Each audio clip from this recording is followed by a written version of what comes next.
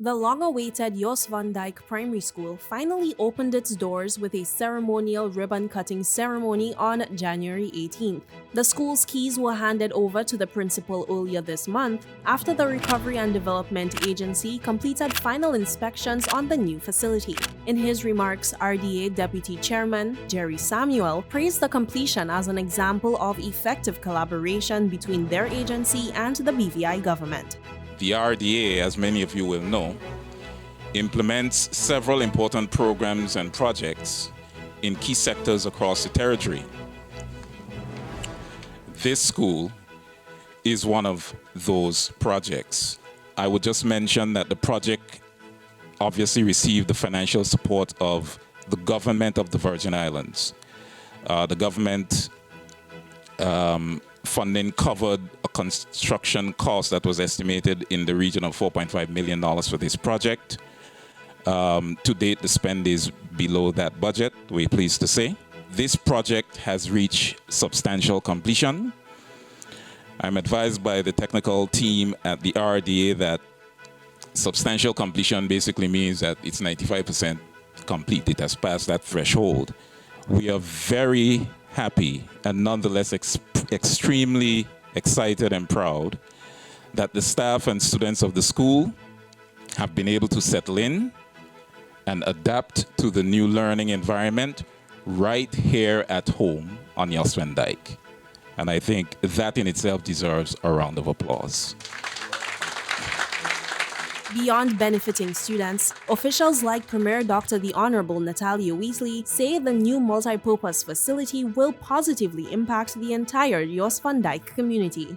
A lot of times, individuals who live on these islands with smaller populations feel neglected. They feel as though their needs are not being adequately looked after. They feel ignored and they feel forgotten. We have not just built this facility for today. I mean, you shouldn't need another facility in Jost Van Dyke for the next 100 years. Of course, it has to be properly maintained and it has to keep pace in terms of technology. But in terms of the structure itself, you can see that it's well built. So many of the residents of Jost Van Dyke would have passed through that school. So it's really a historic moment for us to witness the transition from that school to this new facility that we have here. And I'm going to advocate, and I know that the minister, the member for the 2nd District will advocate along with me for that site down there to be the home of a new recreational facility for the people of Jost Van Dyke so that they can have a proper recreational facility. Will the people of Jost Van Dyke be pleased with that? Okay, good. District Representative Melvin M. Turnbull could hardly contain his excitement to see students occupy the school's new home, noting that he had championed the project over successive terms. Today is an awesome day. They say red letter day. I thought the premier were going to change it to a green letter day because I was ready to put it to a blue letter day today because Principal Blyden in blue and the staff in blue and I in blue too and the minister as well. The journey for me with regards to the state of the Jost Van Dyke Primary School dates back to 2014 when I decided to run for the elections to be the 2nd District representative. Upon my visit to the school, it wasn't apparent that it was one of the most substandard schools in the BVI. The physical condition of the building and the environs were not what I believe should be the representation of a good school. I am here as your representative to say, I tell her I was going to fight for a school. I fight like for a school, and now we have a school here on the island of Jost Van Dyke. So give yourselves a round of applause. While celebrating this milestone, Education Minister Sherry De Castro acknowledged the challenges faced throughout the project and said that work still remains going forward. Ladies and gentlemen, it is with immense joy and profound accomplishment that I stand before you today as we celebrate the opening of this amazing institution. Of course, while embarking on this journey, we encountered hurdles that tested our patience.